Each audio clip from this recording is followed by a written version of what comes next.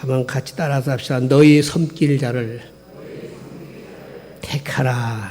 한 번 다시 합시다. 너희 섬길 자를 택하라. 모세의 후계자로 세워졌던 여호수아가 자그마치 15년간에 걸쳐서 가나안 정복 전쟁을 치르게 됩니다. 그리고 그 전쟁 통해서 모든 지파들이 대부분 이미 분배받은 땅을 다 이제 소유하게 되어졌습니다. 한마디로 편안함을 갖게 됐다, 그런 이야기예요. 바로 그때에 여호수아가 온 이스라엘 두령들을 모아놓고 그들을 향해서 대단히 중요한 것을 요구합니다.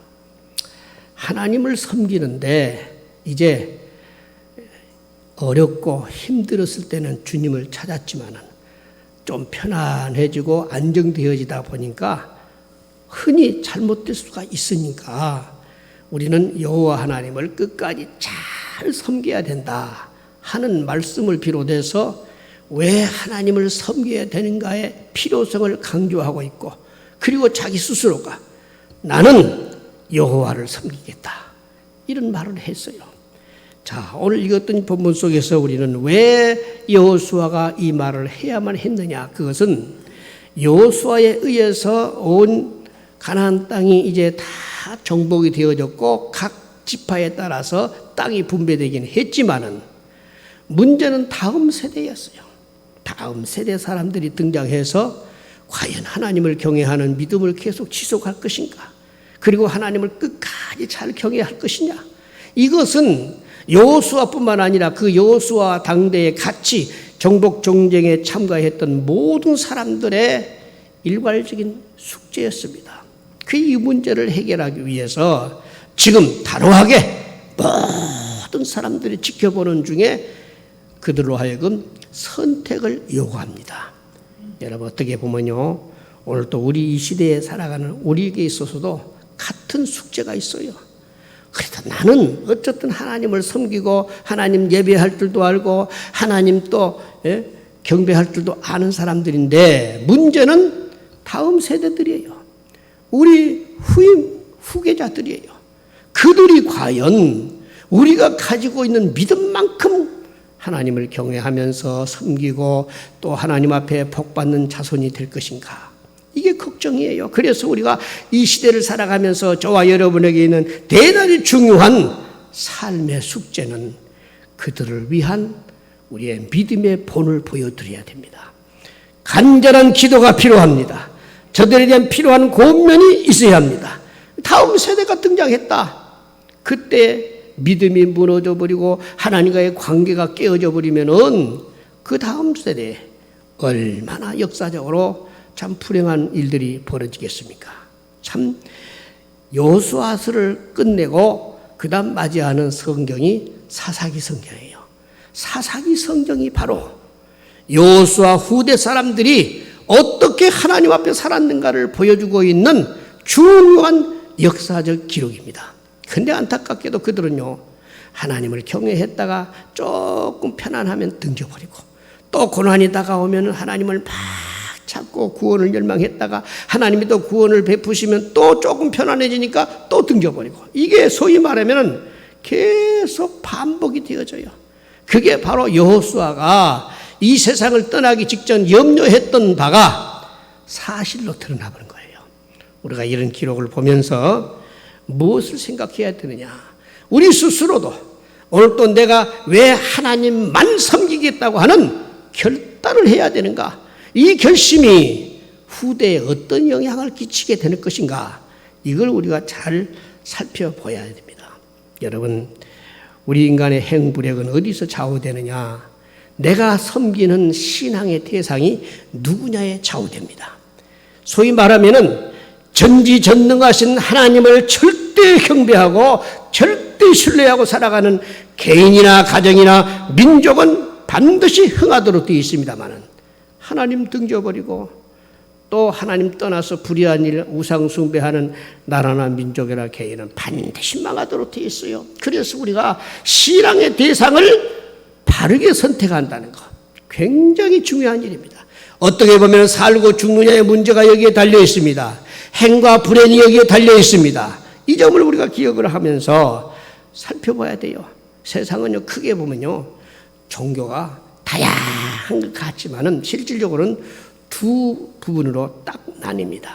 하나는 사람이 고안해서 사람이 만들어낸 인조 종교가 있어요. 소위 말하면 기독교 종교 외에는 전부 다 인조 종교입니다.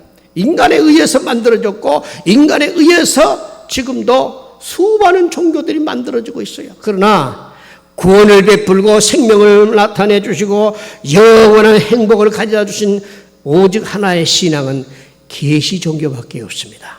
하나님이 우리에게 나타내 주신 신앙, 그게 계시 종교예요. 예수님이 우리를 위해 찾아오셔서 우리로 하여금 하나님을 경외하게 만들고, 그리고 그 예수님을 통해서 우리로 하여금 영원한 행복과 생명을 누리게 만들어 주신 것입니다. 그런데 사람들은 이상하게도 보이는 것보다는 보이지 않는 것을 가볍게 취급해요. 자, 인조 종교라고 하는 세계는 다 인간이 고안해낸 세계이기 때문에 보이는 종교, 시각적으로 어떤 영향을 끼쳐요. 그러니까 보이는 것은 존재하고 보이지 않는 것은 존재하지 않는다라고 하는 아주 잘못된 이론을 가지고 있습니다. 사실입니까? 아니에요. 우리가 우리 눈으로 보이지 않는 세계가 얼마든지 펼쳐져 있는 것을 우리는 압니다. 사실은요, 보이는 세계는 한계가 있어요. 그러나 보이지 않는 세계는 무한한 세계입니다. 왜 하나님은 우리 눈에 보이지 않는 분이십니까? 하나님을 보고 살 수 있는 사람은 아무도 없어요. 해와 달도 우리가 솔직히 정확하게 바라본다는 것이 쉽지 않습니다. 그런데 어떻게 전지전능하신 하나님을 보아야 믿겠다, 보아야 인정하겠다, 얼마나 어리석은 잘못된 이론입니까? 그래서 우리가 이 땅에 살아가는 동안 내가 믿는 하나님은 비록 내 눈에 보이지 않고 내 감격적으로 느껴지지 아니해도 그분은 우주 만물의 창조자이시고 지금도 살아계신 주님을 분명하게 믿고 그분만을 섬기기로 결단하며 살아가는 우리 모두가 되어질 수 있기를 간절히 바랍니다. 오늘 읽었던 본문 속에서 첫째로 생각해야 될 것이 여호수아의 선택입니다. 본문 15절이지요. 만일 여호와를 섬기는 것이 너에게 좋지 않게 보이거든 너희 열조가 강 저편에서 섬기던 신이든지 혹 너희 거하는 땅 아무리 사람이 신이든지 너희 섬길 자를 오늘날 택하라. 오직 나와 내 집은 여호와를 섬기겠노라. 아멘. 크게 같이 합시다. 나와 내 집은 여호와를 섬기겠노라. 여호수아가 그 이스라엘 두령들 앞에서 본을 보인 거예요. 앞서서 결단을 나타내 보입니다. 너희들이 섬기고 싶은 사람, 섬기고 싶은 어떤 신앙의 대상을 선택해라. 그러나 나와 내 집은 여호와만 섬기겠다. 여러분, 대단한 결정이지요.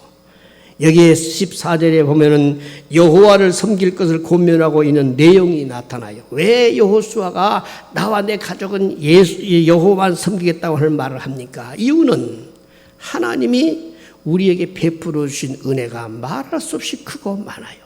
애굽에서 건져주셨지요.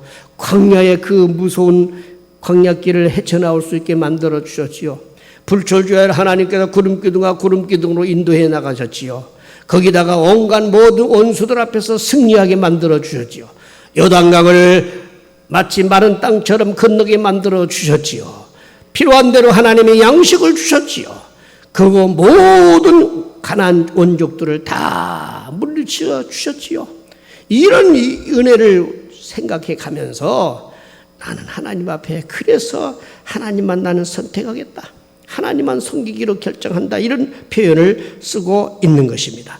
한마디로 하나님께서 어떻게 은혜를 주셨다고 소개하고 있느냐 하면은 성실과 진정으로 하나님을 섬기라. 왜? 그분이 우리에게 그렇게 은혜를 주셨어요.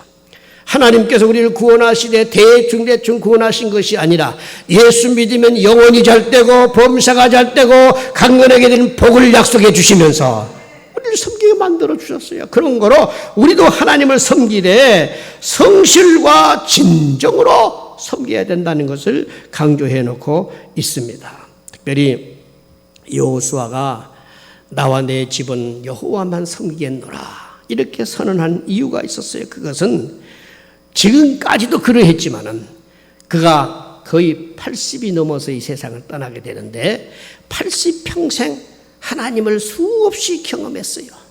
그런데 그분은 변함이 없으신 분이신 걸 알았어요. 한번 하나님이 붙들고 계시면 끝까지 놓치지 않는 것을 알았어요. 그래서 그는 하나님을 나도 성실을 다해서 진정으로 하나님 섬기겠다고 하는 선언을 한 것입니다. 그러면서 뭐라고 하느냐, 하나님은 한마디로 나를 견고하게 만들어 주셨고 흔들림이 없게 만들어 주셨다. 여러분 오늘도 그 은혜가 우리에게 있기를 바랍니다. 저와 여러분의 진정고 하나님 앞에 구원받은 하나님의 백성으로 살아간다라고 하면은 우리 하나님께서 여러분들과 저를 세상의 어떤 것에 흔들리지 않도록 견고하게 하십니다. 붙들어 주십니다. 반드시 승리하게 만들어 주신 것입니다. 바울 사도도 고린도전서 15장에 보면은 견고하며 흔들리지 말 것을 말하고 있잖아요.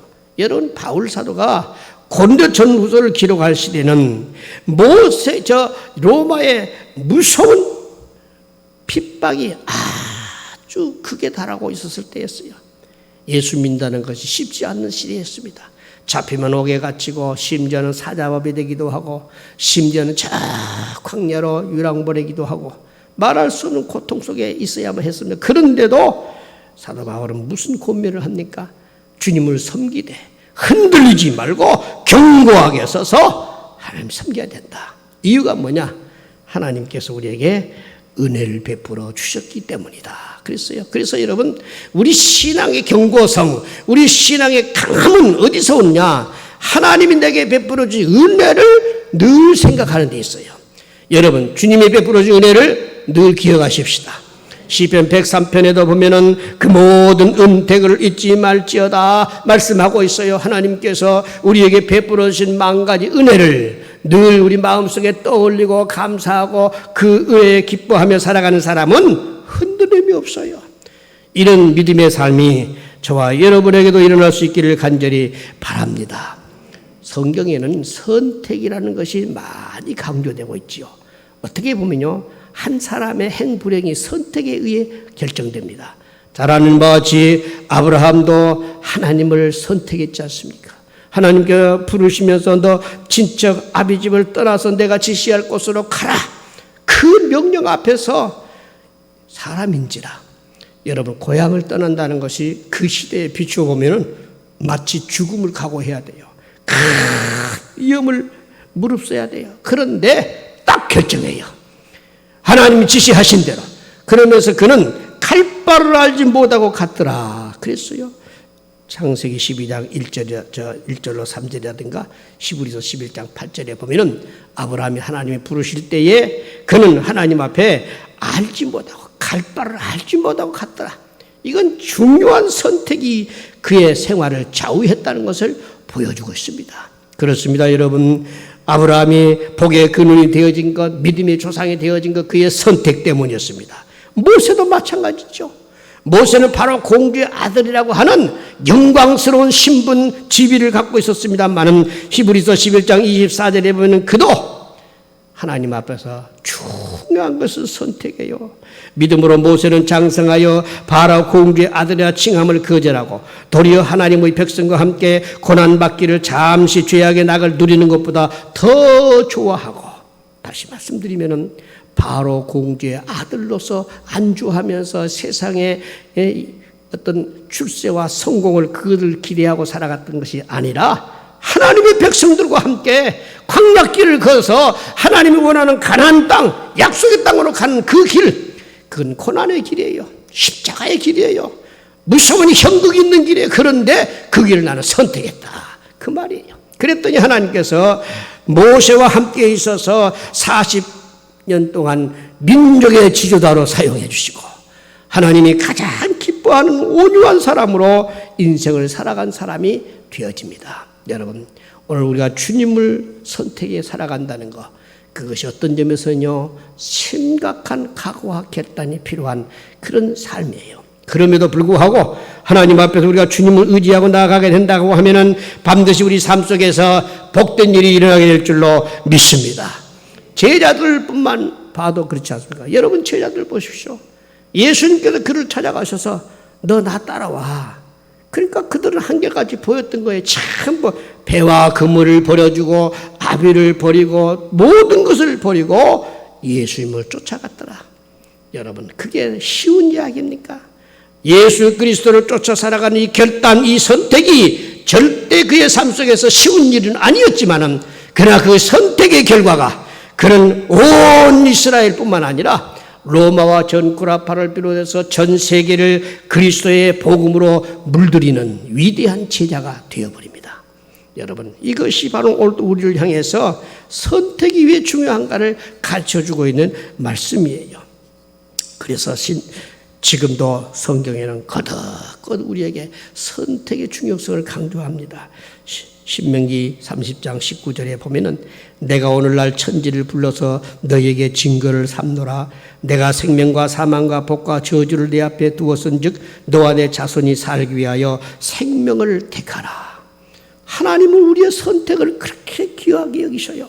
문제는 내가 오늘도 살 길을 택하고 복받는 길을 선택하고 잘된 길을 선택하고 살아간다면은 무슨 염려가 되겠습니까? 근데 이상하게도 사람들의 선택은요, 하나님이 원하는 길을 선택하는 것이 아니라 전부 다 정과 욕심을 쫓아 살아가는 길, 불행하게 되는 길, 멸망하게 되는 길을, 지옥 가는 길을 선택해버려요.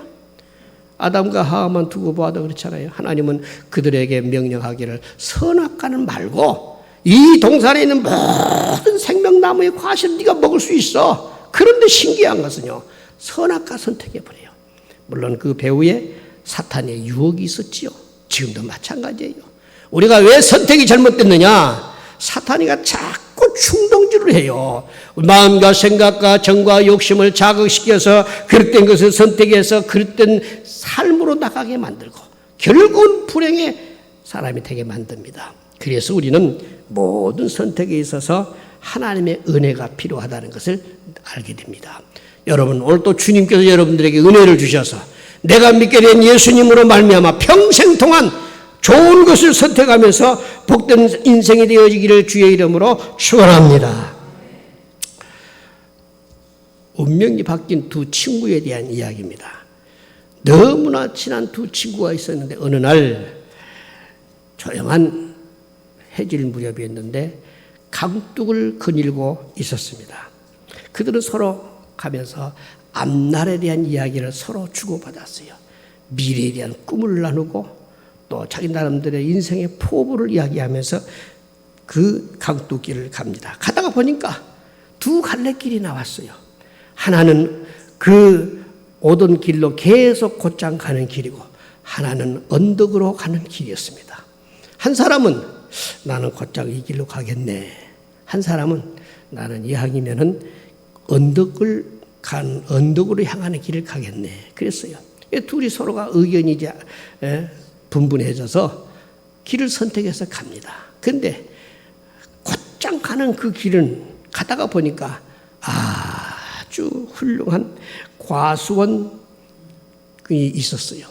이 과수원 길을 가다가 보니까 은근하게 뭐 사과밭이었는지 하여튼 배밭이었는지 하나를 먹고 싶은 충동이 생긴 거예요. 그래서 가다가 말고 그냥 과실을 하나 따서 먹게 됩니다. 그런데 그것을 주인한테 그만 들키고 말아요. 주인이 도둑놈이라고 해가지고 그 사람을 몰아가죠. 한마디로 아주 큰 인격적인 모욕을 갖게 만들었어요. 이것이 붕괴해가지고 세상에 과일 하나 먹은 것 같고 사람을 이렇게 인격적으로 모욕할 수 있겠느냐고 훗날에 이 사람이 앙심을 품고는 그 과수원 주인을 찾아가서 그만 살해 사건을 일으킵니다. 그게 또 고발이 되어가지고 이게 결국은 붙들려서 살인범이 되어지고 훗날에 가서는 사형수로서 인생을 마감하게 됩니다. 그런데 보십시오. 똑같은 길을 가다가 하나는 언덕길을 향해 가는 사람이었습니다. 그 사람은 가다가 보니까 저 언덕 너머에 맛집 해질 무렵이었는데 영롱한 십자가의 불이 보였어요. 가다가 그 십자가의 불을 보고 감동받습니다. 야, 나는 저 언덕에 서 있는 교회에 들어가서 잠시지만 하나님 앞에 기도하고 가고 싶다.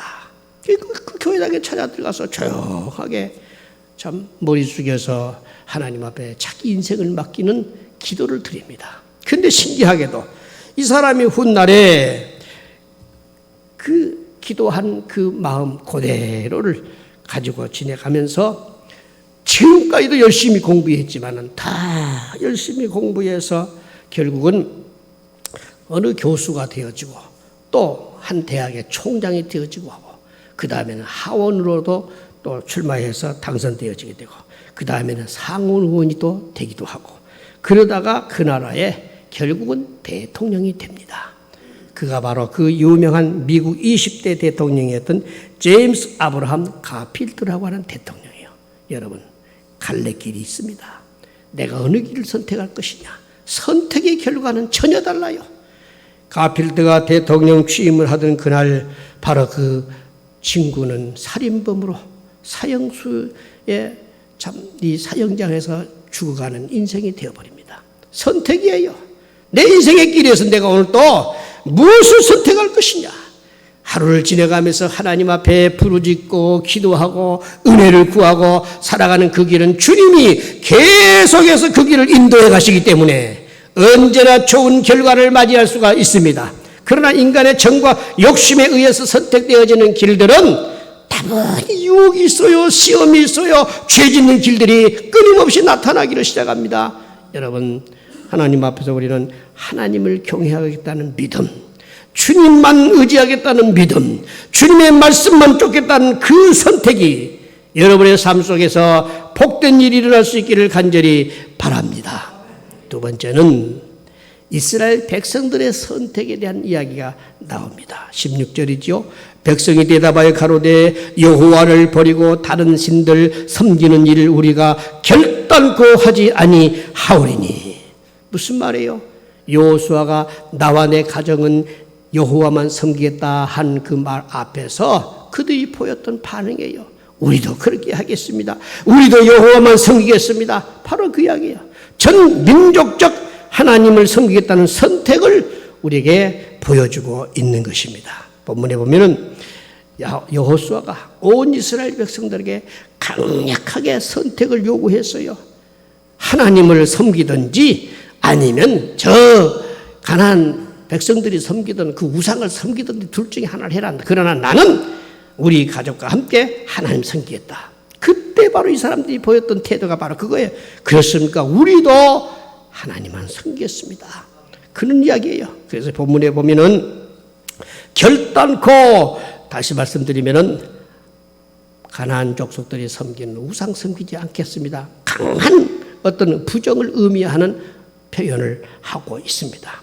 이것이 이스라엘 백성들이 하나님 앞에서 하나님을 잘 섬기는 좋은 계기가 되어져요.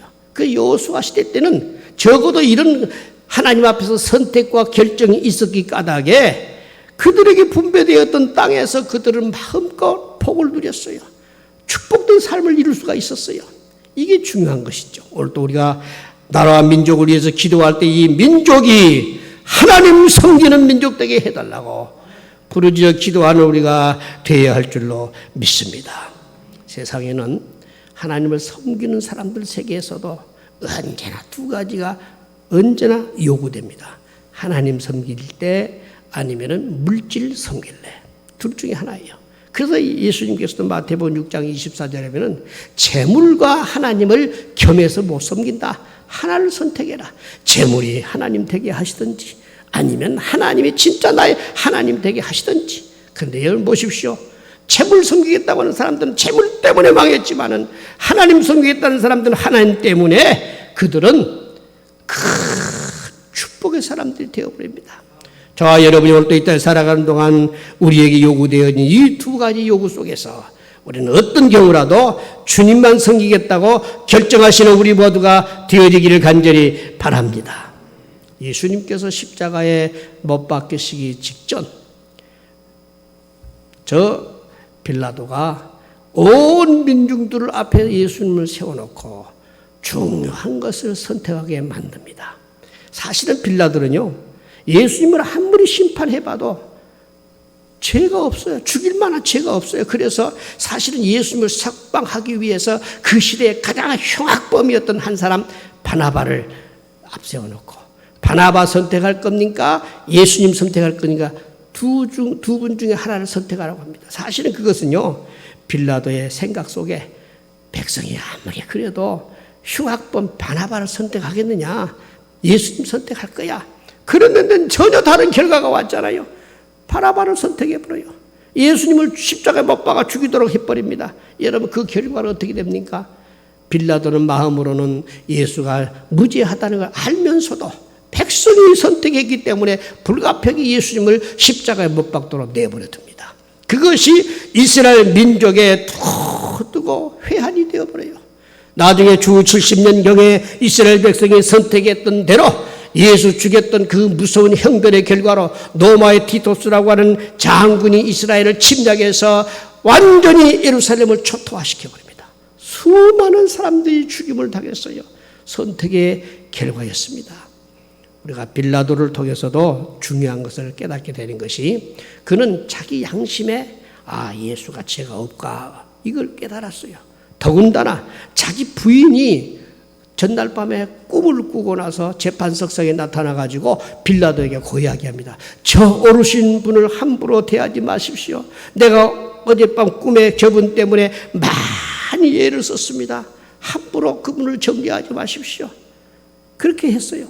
그런데 빌라도에게 백성의 소리가 들려옵니다. 적어도 빌라도는 이 선택에 앞서서 세 가지 음성을 들었다는 이야기예요. 양심의 소리를 들었고, 그 다음에 아내의 소리를 들었고, 백성의 소리를 들었어요. 이 세 가지 중에서 백성의 소리를 들었던 까닭에, 그런 지금까지도 우리가 하나님 앞에 예배 때마다 암송하는 사도신경 가운데 빌라도에게 고통을 받으사, 빌라도의 선택이 얼마나 불의한 선택이었고 잘못된 선택이었는가를 보여주는 거 아니겠습니까? 사랑하는 여러분, 오늘도 우리 이 땅에 살아가는 동안 아무리 사람이 좋다고 박수하고 옳다고 해도 주님이 아니라고 하면은 아닌 거예요. 이것이 우리 크리스찬에게 있어서 절대 중요한 모습입니다. 그런데 많은 사람들이 하나님의 진리는 그러하다 할지라도 사람들이 원치 아니하니까, 사람들이 싫어하니까, 사람들이 만류하니까 거기에 빠져버리잖아요. 그래서 결국은 인본주의 신앙인으로 전락해버리는 그런 경우들이 너무 많아요. 오늘도 저나 여러분이 주님 앞에 서는 날까지 어떤 경우라도 하나님이 원하시는 진리편에 서서 주님이 기뻐하는 것을 끊임없이 선택하며 살아가는 우리가 되어질 수 있기를 간절히 바랍니다. 라듐을 발견했던 퀴리 부인이라고 하는 거 잘 아시죠? 그분은 노벨 물리학상 또 화학상을 받은 프랑스의 유명한 물리학자입니다. 그런데 이분이 결혼한 뒤에 자기 남편 피에르 퀴리와 함께 필사적으로 이 라듐 발견을 위해서 모든 전력을 다해서 연구를 거듭해서 결국 라듐을 만들어냈어요. 그런데 문제는 이 라듐이 자기 상해 싸우되 최고의 부를 가져다 줄 수 있는 이유가 되어버립니다. 이것을 팔게 되면은 어마어마한 부귀영화를 누릴 수 있었어요. 근데 이분이 그 라듐을 발견해 놓고 그걸 놓고 상당한 시간 고민에 빠집니다. 당시 라듐 1g에 약 15만 달러에 이르렀다고 그랬어요. 어마어마한 비용입니다. 그래서 팔면은 내가 부자 되는데, 안 팔면은 모든 사람들이 다 함께 나눌 수는 있지만 나에게는 유익이 없다. 그런 생각을 가진 거예요. 그래서 그 문제를 놓고 심각한 고민 끝에 하나님께 구합니다. 내게 지혜를 주셔서 유익한 라듐을 발견하게 했는데 이것을 나를 위해서 쓸까요? 온 인류를 위해서 사용해야 될까요? 말할 수 없이 하나님은 그에게 내가 준 지혜, 내가 주신 지식, 내가 준 재능을 가지고 너는 온 인류를 위해서 그걸 써야 된다. 그런 가감하게 그날로 결정해요. 그래서 이 라듐이 온 민족을 위해서 유익한 그런 물건이 되게 만들었지요. 선택이었습니다. 만약에 그가 자기 유익을 위한 선택을 했더라고 하면은 그는 계속해서 부자 소리는 들었을는지는 몰라도 인류 역사에 공헌을 했던 자라고 소리는 못 들었어요. 그가 그렇게 결정했던 이유가 있었습니다. 그는 하나님 앞에서 기도하다가 발견한 것이 나는 하나님 앞에 청지기로구나. 어떤 것도 내 것이 아니구나. 다 주님이 주신 것이구나. 이걸 생각해 보니까 남달리 지혜도 있고 지식도 있고 그 모든 것이 하나님의 은사임을 알았어요. 그것이 바로 오늘 또 우리로 하여금 아름답고 복되게 살아가게 만드는 청지기 정신입니다. 그렇습니다. 청지기 정신을 갖고 살아가는 사람들은 어느 것 하나도 내 것이라고 하지 않아요. 다 좋은 선택, 복된 선택을 하면서 주님을 기뻐하게 하는 그런 복된 인생을 살아갈 수 있다는 것을 잊지 마십시다. 오늘 이스라엘 백성들의 선택은 여호수아를 본받아서 우리도 그렇게 선택하겠습니다. 우리도 하나님만 섬기겠습니다. 얼마나 멋진 선택인지 모릅니다. 그래서 그들은 그 이후에 계속해서 하나님 앞에 선민으로서 살아갈 수가 있었습니다. 마지막 본문에 보면은 왜 우리가 하나님만 선택해야 되는가 그 이유를 여기에 간단하게 소개해 놓고 있습니다. 17절입니다. 애굽 땅 종되었던 집에서 나오게 하시고 모든 백성 중에서 우리를 보호하셨으며 18절에 보면 아모리 사람을 우리 앞에서 쫓아내셨습니다. 크게 한번 같이 합시다. 나오게 하시고 보호하시고 쫓아내셨습니다. 이것은 왜 하나님을 섬겨야만 하는 이유를 정확하게 밝히는 말씀이에요. 한마디로 말씀드리면 하나님께서 우리를 구원해 주셨기 때문이다. 그예요. 그렇습니다. 오늘도 우리가 하나님 앞에서 좋은 선택을 할 수 있는 비결은 어디에 있느냐? 내가 하나님 앞에 구원받은 사람이었다는 것을 깨닫게 될 때부터요. 주님이 나에게 엄청난 사랑과 은혜를 주셨어요. 애굽과 같은 세계에서 나를 끄집어내 주셨어요. 광야에서 보호해 주셨어요. 가나안 땅에 이르게 되어졌을 때 내 힘으로는 온 주민을 쫓아낼 수가 없었는데 하나님께서 그들을 다 쫓아내 주셨어요. 모든 것을 누리게 하시고 소유하게 하시고 오늘도 복되게 하시는 분은 우리 하나님이십니다. 저와 여러분이 평생 잊어서는 안 될 것, 왜 하나님만 섬겨야 되고 왜 예수님만 예배하며 살아가야 되느냐, 그것은 우리를 구원해 주셨기 때문이에요. 한마디로 주님께서 우리를 구원하신 것은 아무 값없이 우리를 구원하신 거 아니잖아요. 최고의 값을 지불했어요. 십자가의 죽음을 통해서 우리를 죄악에서 건져내 주신 것입니다. 예수님의 십자가의 죽음은 우리가 그 어떤 것과도 비교할 수 없는 가장 극한 고난, 온갖 모든 것을 다 감대하시는 최고의 아픔을 통해서 우리를 구원해 주신 거예요. 여러분, 그 구원의 은총을 끊임없이 우리가 마음에 기억하고 살아간다고 하면은 나를 구원하신 주님, 오늘도 주님을 찬양해야지. 나를 구원하신 주님, 오늘도 가서 주님께 예배해야지. 나를 구원하신 주님, 오늘도 주님 앞에 내가 경배해야지. 당연한 것이지요. 여러분, 자식이 효자가 될 때가 언제인 줄 아십니까? 부모의 은혜를 느끼기 시작할 때랍니다. 철부지 아이들 때는요, 그러니까 자기가 어떤 존재인 것을 모르고 지낼 때는 부모님한테 맨날 떼나 쓰고 고집이나 부리고 이렇게 했던 아이들이 나중에 철들어요. 어머니의 은혜를 생각하게 되고 아버지의 은혜를 생각하게 됩니다. 그때 비로소 내가 이제 이렇게 살아야 되겠구나. 부모님께 효도할 줄도 알고 섬길 줄도 알고, 그게 자녀된 모습이에요. 우리 인간도 어쩌면 똑같아요. 하나님 앞에서 예수 그리스도의 은혜를 모르고 살아갈 때는 자기 재주로, 자기 능력으로, 자기 힘으로 사는 것처럼 큰 착각 속에 빠져요. 그러나 하나님 앞에 은혜를 알고 나면은 생각이 달라져요. 삶의 자세가 바뀌어져요.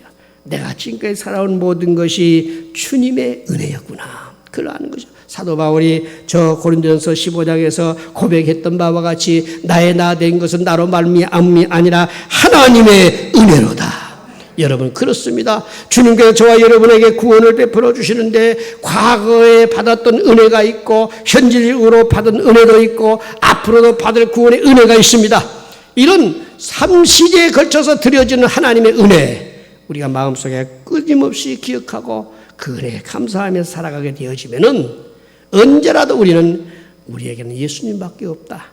그저 주님 섬기고 주님 의지하고 주님을 사랑하는 사람이 되어질 줄로 믿습니다. 누가복음 15장에는 탕자의 비유에 대한 이야기가 나오잖아요. 거기에 중요한 교훈이 있습니다. 뭐냐 하면은 우리 인생에게는 삶의 두 가지 방향밖에 없다. 하나님께로 향하든지 하나님을 등지든지 둘 중에 하나예요.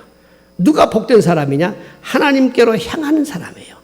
하나님께로 향하게 가는 사람은 그 시간부터 하나님께로부터 새 힘을 얻습니다. 지혜와 능력을 얻습니다. 하나님의 도움을 받습니다. 하나님께서 수시각각 은혜를 주십니다. 그게 하나님을 향해 가는 사람의 모습이에요. 그러나 하나님을 등지면 등질수록 거리가 멀어질수록 있는 것이 다 빼앗겨져요. 전부 소비가 되어지고 낭비가 되어버리고 전부 우리 곁에서 떠나기를 시작합니다. 바로 집 나간 탕자의 모습이 그거 아니었어요. 아버지와 함께 살아갈 때는 아버지의 은혜가 좋은 것을 몰랐어요.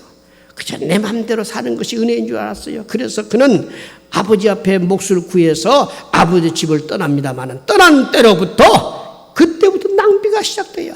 그때부터 허비가 시작돼요. 전부 다 잊어버려요. 아무것도 가진 것이 없어져 버려요. 그야말로 알거지가 되어버리잖아요.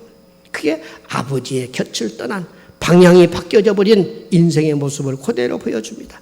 여러분, 내가 누구에게인가 예수님을 믿도록 전도한다. 그 전도라는 말이 무슨 말이냐 하면은 하나님을 등진 사람 보고 하나님을 향해서 가시오. 이게 전도예요. 그러면 좋은 일이 있을 것이요. 그런데 타락이 뭡니까? 하나님을 향해 가던 사람이 하나님을 등져버리면 그것이 타락이에요. 그때부터 되는 일이 없어요.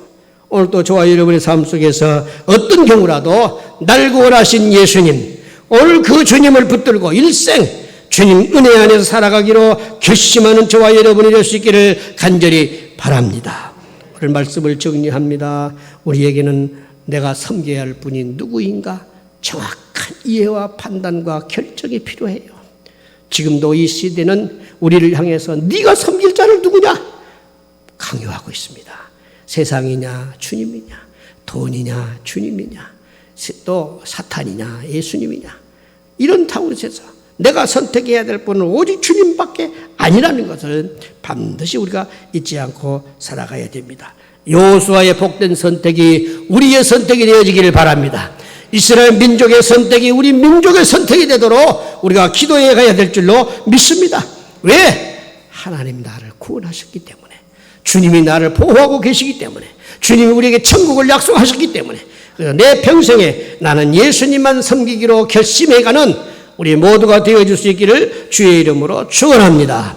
오늘 이제 성찬 예식을 갖습니다. 함께 같이 기도할 텐데 주님 나에게도 예수님 선택하면서 주님이 찢기신 몸, 주님이 흘리신 피를 늘 내 마음속에 간직하고 예수님 섬겨 살면서 살아가는 삶 되게 해달라고 다 같이 우리 함께 준비하는 기도를 하나님 앞에 같이 드리십시다. 우리 주의 일창으로 동서로 기도합니다.